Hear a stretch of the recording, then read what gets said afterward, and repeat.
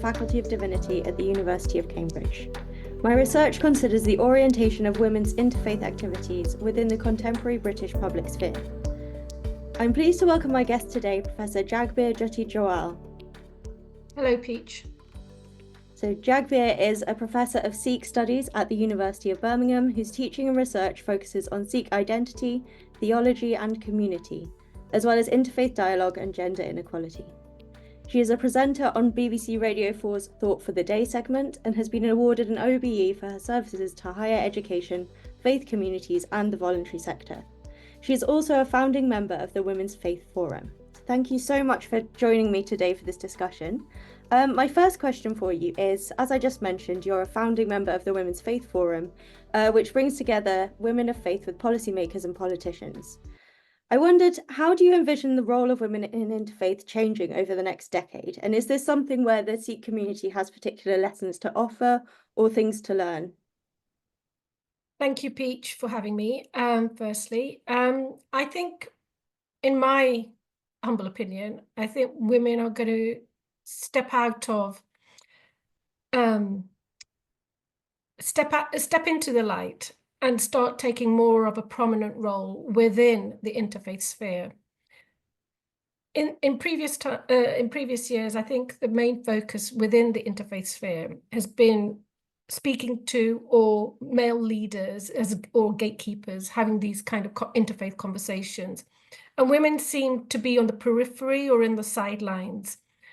But what I've recently started to see is more women coming into the arena and speaking about issues that are affecting them. They are coming together as women in groups, like the Women's Faith Forum, to address issues that are affecting them, but also to address issues on how they can maintain relationships in difficult times, such as when there are global conflicts or when there are national issues that are playing out.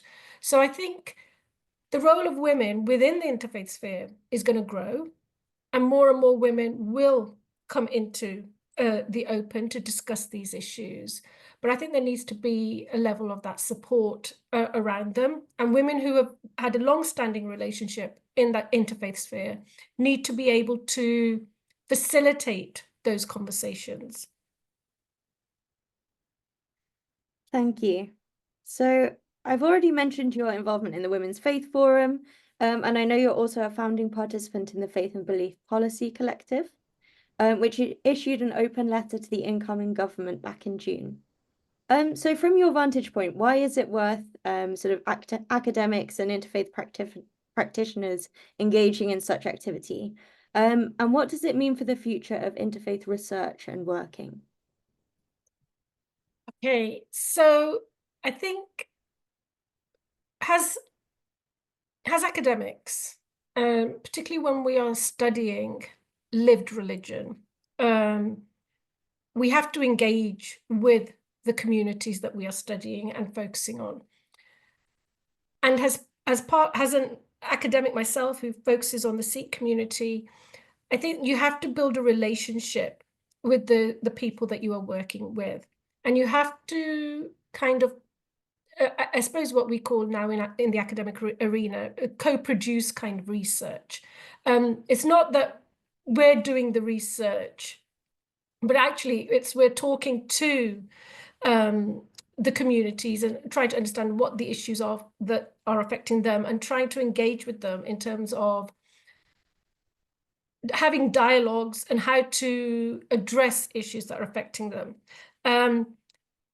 But I'm trying to rethink the question that you were saying, that there is an upsurge in new organizations, and I think that is true, and I think that's because there have been organizations which haven't fulfilled their remit, or there have been organizations like the Interfaith Network which have been shut down.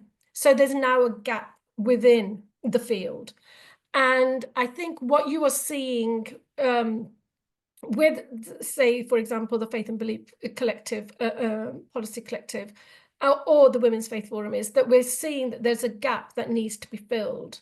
so that we can have those kinds of conversations, one within the communities, and particularly with women, but also then how we, as community members, engage with one another firstly, but also how we then engage in relationships with policymakers and those in power, so that we convey what the issues are. Because with not having the interfaith network currently, there needs to be some sort of organization or group that allows that conversation to be facilitated. And I think that's where some of the new organizations will fill that gap and do it. But I think also when we're talking about community and community research and why, as academics, we need to take part, I think it's important because if we are focused on the communities, we can't just stand on the periphery or on the outside and just see what's happening and then write about it. Actually, we need to engage with the community to try and understand why things are being done or what the issues are and how what they mean and how we address them. And I think personally from my own experience, because I'm what I call myself as I'm the academic, but I'm also the activist. So I have two roles. I'm advocating for my community, but also the interfaith community. But then I'm also doing the research on my community or within the interfaith sphere. And to do that, you have to build those relationships of trust. And you only build those relationships of trust, I think, is once you have those conversations within the communities. You demonstrate that you're not there to do research on them, but you're there to kind of work, that you're there to work with them to create research which will help the community or the communities to address issues that are affecting them. I think what I kind of say is that it's trying to be inclusive in trying to create some sort of kind of transformational change for, say, women, for example, which is a passion of mine in the communities, or for the interfaith communities as a whole, particularly when we're in such challenging times at the moment with reference to global conflicts becoming local issues here. And how do we maintain those relationships? And how do we ensure that women are given that space, for example, to have those conversations? And this takes me back. I think I just want to go back to the first question that you had asked me. I think in terms of the role of women in the next decade, I think is going to be very important because we live in such a polarized world and there's so much division that has been created. And when conflicts become local, those conversations need to be had. And you'll see a bias in what I'm going to say, but I do feel that sometimes when men are involved in these kinds of conversations, they bring a lot of their political baggage with them or their power baggage with them. So they have an agenda within how they engage in interfaith dialogue. Whilst I think when it's women who are engaging in interfaith dialogue, that baggage doesn't come along with them, that political baggage. They're there because they are sincere in their efforts to ensure that they maintain community cohesion or understanding about the other, and that they are actually, we say in Sikh, Sunai or Sunya, which means listening. They're actually listening to each other, right? They're not just saying, this is what's happening to me, and then want everybody else to respond. They're actually listening to the other to understand what's going on. And I think that's where I say, that's where that transformational kind of change within this interfaith sphere will come in. So I think, yeah, I'm not disrespecting the men, but I just feel that the male leaderships or the gatekeepers to communities, the way that they've had their conversation has been in a particular way, while women come at it from a different angle. And I think this is where as women, we're mothers, we're sisters, we're daughters. We understand what's going on within our families or within our communities. So we try and use that knowledge to help us to think, right, how do we address these issues? How do we maintain relationships so that we avoid conflicts playing out within our young people's lives or within our own lives and everything? So yeah, I think I see them as coming more to the forefront, and I think it's and if we as academics can support that in providing women with that one, I think, is the academic knowledge, because they will already have that faith-based knowledge, academic knowledge, but also that kind of it's a mentorship kind of relationship where we kind of support them in how to advocate for what they are wanting to advocate for. So I say, like, I'm in a privileged position as an academic where I have access to certain seats at the table.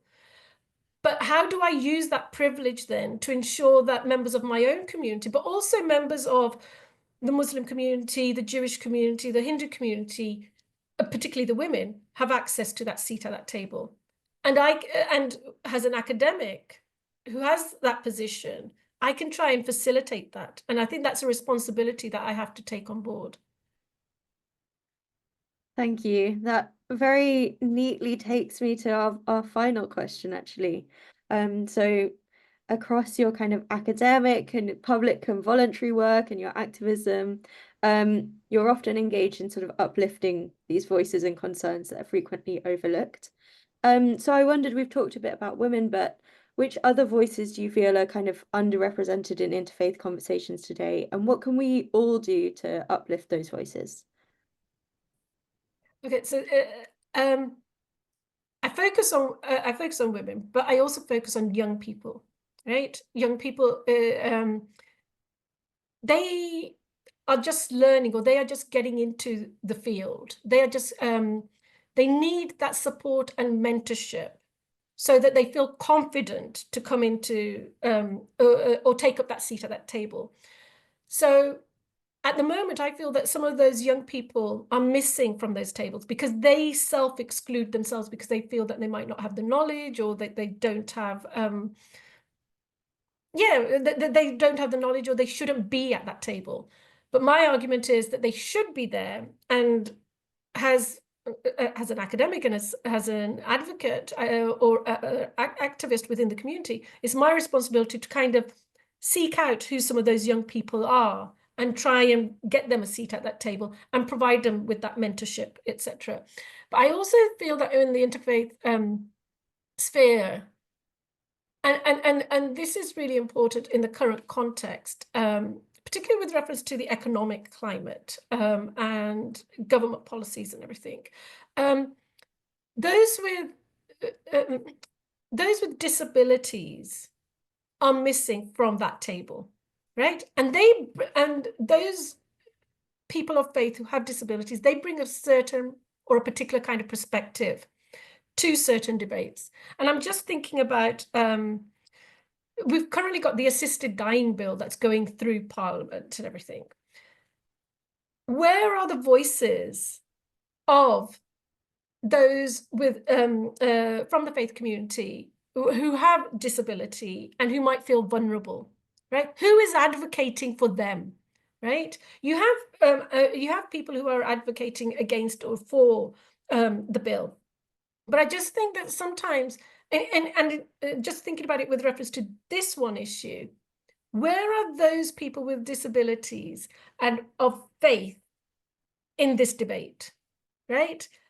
We've got the leaders talking about it, but where are the actual people who this would have an impact on, or who would feel impacted by? Where are they? And I think that, for me, they need to be at that table. So, like, we're thinking about, I mentioned the assisted dying bill. You have within the NHS this whole system of social prescribing around mental health and everything. So where are those people with those kinds of conditions, young people or the elderly, who need to be spoken to and who need to be given a voice to express their concerns. And I suppose the other thing I would say, so women, young people, those with disabilities, and then you would say with the LGBT community that they have to also have a seat at that table because they will have particular issues. And sometimes some people will say, well, you want everybody at that table, but that's not the point.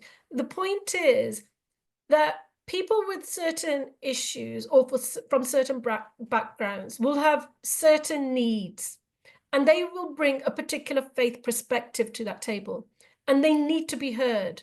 I cannot speak for somebody who is LGBT on the issues around faith, right?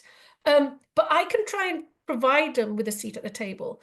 I can't speak to the issue around how faith and mental health impacts, say, for example, me as a Sikh, because I'm not impacted by it. But I can use my research on that topic to talk about it. But what needs to be heard in these kinds of spheres is an actual person who is an advocate or who is involved in that kind of work to be able to convey the lived reality. And I think that's what's important. I think you have to bring people to the table who can kind of provide that lived reality. I can provide the academic lens, but I can also provide you with the lived reality of myself as a faith person, but also as an advocate from within my community who talks to women who suffer from domestic violence or who issues around disability or economic inequality and everything. I can bring those realities to the table, but it's better to have somebody who is actually affected by it or who is working 24/7 on those issues to be at that table and talking.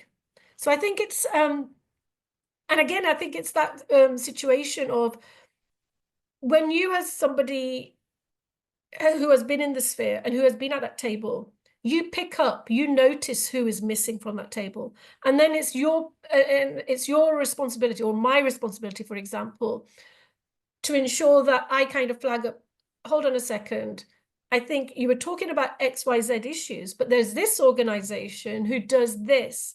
Maybe you should have that person at the table talking about it and not just listen to me who who knows about them, right? So I think it's, yeah, we all have a responsibility to recognize who those are who are vulnerable, but who are not at that table. I think it's the Sikh concept of Sarbat Dapala, the welfare of all, that really kind of sticks in my mind. And I'm like always thinking, okay, what am I doing? How am I going to ensure that the well-being of everyone within society is protected?